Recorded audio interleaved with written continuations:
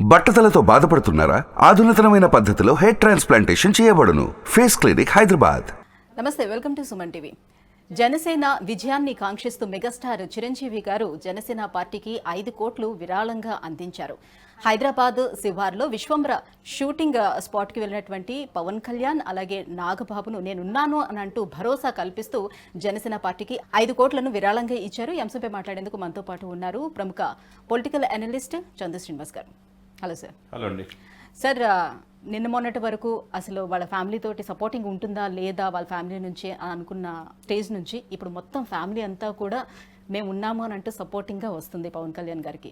So రీసెంట్గా చిరంజీవి గారు కూడా జనసేన పార్టీ కోసమని ఒక విరాళంగా 5 కోట్లను కూడా ఇచ్చారు. అలాగే వాళ్ళ ఫ్యామిలీ మెంబర్స్ అందరూ కూడా రామ్ చరణ్ కానివ్వండి, ఉపాసన కానివ్వండి, ప్రతి ఒక్కరు కూడా మేము అందరం ఉన్నాం మీకు, మేము సపోర్టింగ్గా అండ్ ప్రచారం కూడా వస్తాము అని అంటున్నారు. సో ఇది ఏ రకంగా మనం చూడొచ్చు అంటారు? ఈ పార్టీకి ఎంతవరకు కలిసి వచ్చే అవకాశం ఉంటుంది? డెఫినెట్గా కలిసి వస్తుందండి. ఎందుకంటే మెగా ఫ్యామిలీ ఎప్పుడు కూడా వాళ్ళు చిరంజీవి గారిని ఆయన మాటను ఎదిగిన వాళ్ళు వీళ్ళంతా. ఇప్పుడు 8 మంది హీరోలైనా ఆయన దగ్గర డిసిప్లిన్ నేర్చుకున్నారు, కష్టం నేర్చుకున్నారు, ఎవరితో ఎలా ఉండాలో అన్నీ అలవాటు చేసుకుని ఉన్నారు. ఆయన మాట రాజకీయాల్లో ఓనమాలు నేర్చుకున్న పవన్ కళ్యాణ్ గారు యువరాజ్యం అధ్యక్షుడి నుంచి వాళ్ళ అన్నగారు పార్టీ పెట్టిన మెర్జ్ చేసిన కాంగ్రెస్లో అది నచ్చక జనసేన పార్టీ పెట్టి ఉన్నాడు ఇప్పుడు వరకు. చాలామంది ఆయన పార్టీకి ఎటువంటి సపోర్ట్ ఉండదు అని చెప్పి చాలామంది అనుకున్నారు. కానీ పలు సందర్భాలు అన్నప్పుడు ఆయన కోరిక ఎప్పుడైనా నెరవేరుతుంది, నేను సాధించలేనిది నా తమ్ముడు సాధిస్తాడు, ఏ రోజుకైనా ముఖ్యమంత్రి అవుతాడని పలు సందర్భాల్లో చిరంజీవి గారు చెప్పిన ఎవరు వదులుకుంటారు చెప్పండి? ఆయన్ని సొంత బిడ్డలాగా చూసుకున్న వ్యక్తి. ఆయన నక్సలిజంలోకి వెళ్ళి చదువు ఎక్కువగా అవ్వకుండా ఇంటర్ 2-3 సార్లు రాసిన పవన్ కళ్యాణ్ గారు ఆ వ్యక్తి నక్సల్స్లోకి వెళ్ళిపోదాం అడవుల్లో కానీ ఆనంద సాయితో వెళ్ళిపోయే పరిస్థితి నుంచి, వాళ్ళ అన్నగారి లైసెన్స్ గన్ను కాల్చుకుందాం అనుకునే పరిస్థితి నుంచి ఒక బిడ్డలాగా సురేఖ గారిని దగ్గరుంచి అతన్ని పెంచాడు. కాబట్టి వెంకటరత్న గారి తండ్రి చనిపోయిన తర్వాత బాధ్యత అంతా అన్నదమ్ములు ఇద్దరిని కావచ్చు, అక్క చెల్లెల్ని కావచ్చు, చెల్లెల్ని కావచ్చు, అందరినీ చూసుకుంది ఎవరు? చిరంజీవి గారే. కాబట్టి ఆ మాటను ఎదిగిన ఆ వ్యక్తి ఒక మంచి నాయకుడిగా ఎదిగితే ఆయనకు కూడా సంతోషమే కదా. రాజకీయాలు నాకు వద్దనుకున్నాడు, హ్యాపీగా సినిమాలు తీసుకుంటున్నాడు, మనవరాలతో ఆడుకుంటున్నాడు, సేవా కార్యక్రమాలు చేస్తున్నాడు. నాకు నచ్చిన దానికి, నాకు వచ్చిన దానికంటే, నేను ఆశించిన దానికంటే భగవంతుడు ఎక్కువ ఇచ్చాడు. ఇంకేదున్నా కానీ హాస్పిటల్ కడతానంటున్నాడు, లేకపోతే వాళ్ళకి స్కూల్స్ నిర్మిస్తా అంటున్నాడు. అంటే ఎప్పుడు లేని విధంగా చిరంజీవి గారు మనం చూసాం. ఆల్రెడీ బ్లడ్ బ్యాంక్ కావచ్చు, ఐ బ్యాంక్ కావచ్చు, కరోనా సమయంలో ఎంత సేవ చేశాడండి. ఇది సేమ్ అయ్యే లక్షణాలు పవన్ కళ్యాణ్కి వచ్చినాయి. పవన్ కళ్యాణ్ ఇప్పుడు రాజకీయాల్లో చిరంజీవి గారు పవన్ కళ్యాణ్ సపోర్ట్ చేయకుండా జగన్కి ఎలా చేస్తాడు? చేయడు కదా. అదే సమయంలో ఈ యొక్క అనేక ఆరోపణలు, అనేక ఇది మధ్య ఆయన షూటింగ్కి వెళ్ళటం స్వయంగా పవన్ కళ్యాణ్ గారు ఈ సమయంలో ఒక రకంగా పార్టీలో కొంతమంది బయటికి వదిలిపెట్టి వెళ్ళిపోయే సమయంలో, ఆశించిన టికెట్లు రాని సమయంలో, అనేక రకాల సమయంలో చిరంజీవి గారు రావటం, మెగా ఫ్యాన్స్ అందరూ కూడా పవన్ కళ్యాణ్ ఉన్నారనేది ఒక స్పష్టమైన సంకేతం వచ్చింది. అదే సమయంలో ఆ ఫ్యాన్స్ని కోఆర్డినేట్ చేసే నాగబాబు గారు కూడా ఆ వేదికలు ఉంటాం. ముగ్గురు అన్నదమ్ములు కలిసి వాళ్ళ యొక్క విలవేలిపైన ఆంజనేయ స్వామి దగ్గర ఫోటో దిగటం. అదే సమయంలో మీరు చూడండి, ఆయన రాగానే తమ్ముడిని అక్కుని చేర్చుకోగానే ఆయన కాళ్ళకి నమస్కారం పెట్టి ఆశీర్వాదం తీసుకున్నాడు. వెంబటే 5 కోట్లు చెక్ ఇచ్చాడు. నీ కోరిక, నీకు సంకల్పం నెరవేరాలని కోరుకున్నాడు. అదేవిధంగా షూటింగ్లో స్పాట్ అంతా కలిపి ఫోటో దిగారు పవన్ కళ్యాణ్తో, త్రిషా గారి ద్వారా అంతా. అంటే ఏంటంటే ఇవన్నీ కూడా మంచి పరిణామంగా మనం భావించాలి. ఒక అద్భుతమైన అవకాశం. షార్క్ 2019 ఎలక్షన్స్ అప్పుడు ఇంత సపోర్టింగ్ కనిపించలేదు, ఇప్పుడు కనిపిస్తుంది ఎక్కువగా. డెఫినెట్గా కనిపించింది. వాళ్ళ కుటుంబం కూడా, మాధవి గారు కావచ్చు, బ్లడ్ బ్యాంక్ వ్యవహారాలు చూసే మాధవి గారు వాళ్ళ సిస్టరు, ఆమె రాజకీయంగా కొద్దిగా అంతకుముందు చిరంజీవి గారు తిరుపతిలో పోటీ చేసినప్పుడు స్వయంగా ఇంటింటికి తిరిగి ప్రచారం చేశారు. అదే ఇది రేపు పిఠాపురంలో చేయబోతున్నారు వాళ్ళ ఫ్యామిలీ అంతా. ఒకవైపు రామ్ చరణ్ గారు ఎప్పుడూ చెప్తుంటాడు, నా బాబాయిని చూసి నేను చాలా నేర్చుకున్నాను, బాబాయ్ అడిగినా అడగకపోయినా ప్రచారానికి వెళ్తాను, అవసరమైతే ఏదైనా చేయడానికి సిద్ధమన్నాను.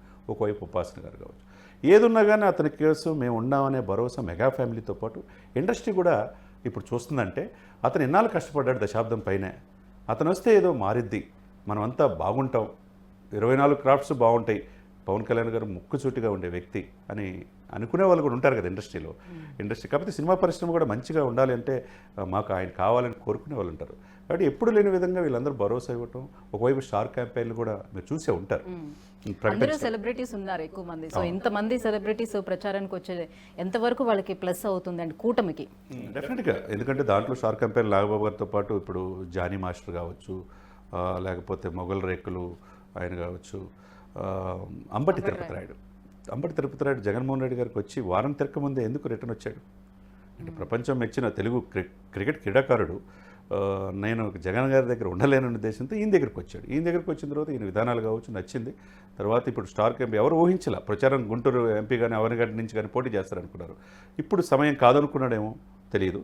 ఇప్పుడు అతను కూడా ప్రచారం చేయటం ఒక రకంగా క్రికెట్ అభిమానులు కూడా ఆంధ్రప్రదేశ్ కావచ్చు తెలంగాణ కావచ్చు దేశవ్యాప్తంగా ఉంటారు. క్రికెట్ పిచ్చి ఉన్నాళ్ళు, వాళ్ళ అభిమానులు యూత్ ముఖ్యంగా ఉంటారు. వాళ్ళు అంబటి తిరుపతి రాయుడు అంటే ఒక పేరు ప్రతిష్ట ఉన్నది కాబట్టి ఈ దేశానికి అండర్-19 క్రికెట్ కప్ సాధించిన వ్యక్తి తెలుగు వ్యక్తి కాబట్టి అదే గుంటూరు జిల్లా పరిసర ప్రాంతాలు ఎదిగినవాడు కాబట్టి ఇక్కడ మనం చూస్తే కేసీఆర్ గారి ఫామ్ హౌస్ పక్కన ఆయన కూడా ఒక 25 ఎకరాలు సేద్యం చేస్తాడు. వ్యవసాయం అంటే ఆయన కూడా ఇష్టం.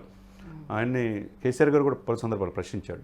ఇప్పుడు ఏంటంటే పవన్ కళ్యాణ్ విధానాలు నచ్చి పవన్ కళ్యాణ్ యొక్క మాట్లాడిన తర్వాత 3 అవర్స్ ఆయనతో క్యాంపెయిన్ చేయడానికి సిద్ధపడ్డాడంటే ఒక రకంగా అంటే సినీ లోకం నుంచే కాకుండా క్రీడా లోకం నుంచి కూడా సపోర్ట్ ఉంటుందని అర్థం చేసుకోవచ్చు. అదేవిధంగా ఆది కావచ్చు, గెటప్ సీన్ కావచ్చు, వీళ్ళందరూ కూడా రావటం అనేది పృథ్వీ ఒక రకంగా సినిమా ఇండస్ట్రీ వీళ్ళతో పాటు అనేక మంది మహిళలు కూడా వస్తారు సినీ ఇండస్ట్రీస్ నుంచి. పవన్ కళ్యాణ్ అంటే ఇష్టపడే వాళ్ళు ఉంటారు, పవన్ కళ్యాణ్ అభిమానించే వాళ్ళు ఉంటారు, ఈయన ముఖ్యమంత్రి అయితే బాగుంటుందని కోరుకునే వాళ్ళు ఉంటారు. రాజకీయంగా మా సినిమాల్లో ఆ రోజు ఎన్టీ రామారావు తర్వాత మాలో ఏం తక్కువ, ఒక ప్రయత్నం అయితే చిరంజీవి గారు చేశారు కదా, ఆ తర్వాత అది ఫుల్ఫిల్ చేయగలడు పవన్ కళ్యాణ్ గారు అయితే అని సపోర్ట్ చేసేవాళ్ళు ఇండస్ట్రీలో చాలామంది ఉన్నారు ఇప్పటికీ. కాబట్టి ఇవన్నీ కూడా ఒకవైపు ఫ్యామిలీ సపోర్ట్ బాగా పెరిగింది, ఇంకొక వైపు ఇండస్ట్రీ నుంచి కూడా సపోర్ట్ బాగా పెరిగింది. సో జనాల యొక్క అభిమానము పెరుగుతూ వస్తుంది. సో ఇన్ని రకాలుగా సపోర్టింగ్ పెరుగుతుంది కాబట్టి ఈసారి అధికారం తథ్యమని అనుకోవచ్చా? డెఫినెట్గా అంటే వాళ్ళంతా మనస్ఫూర్తిగా సపోర్ట్ చేయాలి. అదేవిధంగా కూటమిలో చిన్న చిన్న ఇవన్నీ ఉంటే కూడా సెట్ చేసుకోవాలి. అదేవిధంగా చంద్రబాబు నాయుడు గారు అదే సమయంలో ఆయనకి పవర్ షేరింగ్ అనే పాయింట్లో కూడా పలు సందర్భాల్లో ఆయనకి ఇవ్వాల్సిన అవసరం కూడా ఉన్నది. అది చెప్తే డెఫినెట్గా కూటమి సక్సెస్ అవుద్ది. వీళ్ళ యొక్క ప్రచారం కావచ్చు, ఒకవైపు జనసేన కార్యకర్తలు 21 స్థానాలు గెలిపించుకోవాలి. పవన్ కళ్యాణ్ ఎట్టి పరిస్థితుల్లో పిఠాపురంలో అఖండ మెజార్టీ గెలవబోతున్నాడు. అదే సమయంలో తనకు మిగతా 20 స్థానాలు గెలిపించుకోవాలి, 2 ఎంపీలు గెలిపించుకోవాలి. దీంతోపాటు 144 టీడీపీ నిలబడిన చోట 10 అసెంబ్లీ బీజేపీ నిలబడిన చోట ఈ క్యాడర్ అంతా కూడా వాళ్ళకి ఓట్ ట్రాన్స్ఫర్మేషన్ జరగాలి. ఇవన్నీ కూడా ఒకరికొకరికి లింకప్ అయి ఉంది. ఈ 3 పార్టీలు సఖ్యతగా ముందుకెళ్తే డెఫినెట్గా వాళ్ళు అనుకున్నది సాధించడానికి అవకాశం ఉంటుంది. లక్కీగా జగన్మోహన్ రెడ్డి గారికి సినీ ఇండస్ట్రీ అంతగా సపోర్ట్ లేదు. గత ఎలక్షన్లో లేదు, ఇప్పుడు అంత లేదు. ఒక పోసానికి కృష్ణమురళి తప్పితే ఇంకెవరున్నారు చెప్పండి, రామ్ గోపాల్ వర్మ, అంతగా పట్టించుకోరు ప్రజలు. కాకపోతే ఇక మొత్తం ఇండస్ట్రీ అంతా ఏంటంటే చిరంజీవి గారు ఎప్పటికీ ఆయన నెంబర్ 1గానే కొనసాగుతున్నాడు. ఆ తర్వాత రామ్ చరణ్ వచ్చాడు. అయితే వాళ్ళ ఇంటి నుంచి ఎంతోమంది వచ్చారు. మెగా ఫ్యామిలీతో పాటు మిగతా అందరిని కూడా ఎక్కడైతే ఇతను పవన్ కళ్యాణ్ గారికి ఒక ప్లస్ ఏంటంటే ఎవరిని కూడా విమర్శించే వ్యక్తి కాదు. అందరు నా వాళ్ళు అందరూ ఎదగాలని కోరుకునేవాడు. ఎవరు హిట్ ఇచ్చినా ఆ సినిమా అభినందించే వ్యక్తి చిరంజీవి గారి లాగా. తర్వాత మనం చూసాం జూనియర్ ఎన్టీఆర్ అభిమానుల్ని, అల్లు అర్జున్ అభిమానుల్ని, ప్రభాస్ అభిమానులు కూడా ఎక్కడికి వెళ్ళినా వాళ్ళని కూడా ప్రశంసించడం, మహేష్ గారి అభిమానుల్ని ప్రశంసించడం, ఒక రకంగా ఫ్యాన్స్ అందరూ కూడా నిజమే కదా మనమంతా ఒకటిగానే భావన ఆయన కలగజేశాడు. కాబట్టి ఒక రాజకీయ నాయకుడిగా, ఒక సినిమా రంగమే కాకుండా రాజకీయ నాయకుడిగా ఆయన సపోర్ట్ చేయాలన్న భావన వాళ్ళు ఉంటుంది. సినిమా వేరు, రాజకీయం వేరు, ఇది ఎంటర్టైన్మెంట్ కదా. సో వీళ్ళు చేసేటువంటి ప్రచారం ఏ మేరకు అసలు కలిసి వచ్చే అవకాశం ఉంటుంది, ఎంతవరకు జనాల్లోకి వెళ్ళే అవకాశం ఉంటుంది? జనాలు ఆ రకంగా విడదీసి కూడా చూస్తారు కదా, సినిమా వేరేగా చూస్తారు, రాజకీయం వేరేగా చూస్తారు. మీరు అన్నదాంట్లో నేను ఎక్కిపిస్తాను. ఒకప్పుడు ఎన్టీ రామారావు గారు తెలుగువారి ఆత్మగౌరవం కోసం టీడీపీ పార్టీ పెట్టాడు. ప్రతి ఇంటింటికి వెళ్ళాడు, తిరిగాడు, అక్కడే స్నానం చేశాడు, అక్కడే భోజనం చేశాడు, ప్రతి ఒక్కరిని ఆప్యాయతగా పిలిచాడు. మరి ఢిల్లీ పీఠాన్ని ఢిల్లీ పెద్దలే తలదనే విధంగా ఢిల్లీలో మన తెలుగు వాళ్ళ ఆత్మగౌరవం నిలబడాలన్నారు. ఆ విధంగా అధికారంలో వచ్చాడు కదా. ఆ తర్వాత ఆ లెగసీని చంద్రబాబు నాయుడు గారు 14 సంవత్సరాలు కాపాడి ముఖ్యమంత్రి అయ్యాడు కదా. ఆ తర్వాత ఎవరు వచ్చారు? ఒకవైపు మనం చూస్తే తమిళనాడులో జయలలిత గారు వచ్చారు, విజయకాంత్ గారు రాజకీయాలు సక్సెస్ అయ్యారు. ఆ విధంగా రజనీకాంత్ వస్తారనుకున్నారు, రాలేదు. కాబట్టి ఇక్కడ ఆంధ్రప్రదేశ్లో ఉన్న పరిస్థితులు చిరంజీవి గారు ప్రయత్నం చేశారు. తర్వాత ఆయన రాజకీయాలు ఇమ్మడలేకపోయాడు. ఆ అవకాశం పవన్ కళ్యాణ్కి ఉంది. ఇప్పుడు ఈరోజు కాకపోయినా రేపైనా ఆంధ్రప్రదేశ్ రాష్ట్రానికి ముఖ్యమంత్రి ఆయన అవుతాడు, అందులో డౌటే లేదు. కాబట్టి అప్పటి వరకు ఆ క్యాడర్ని కాపాడుకోవాలి, ఆయన విధానాలను ప్రజల్లో చొప్పించాలి, అందరినీ సలహాలు సూచనలు తీసుకోవాలి. ఎందుకు ఈ పార్టీ పెట్టారనేది ఆయన స్పష్టంగా చెప్పగలుగుతున్నాడు.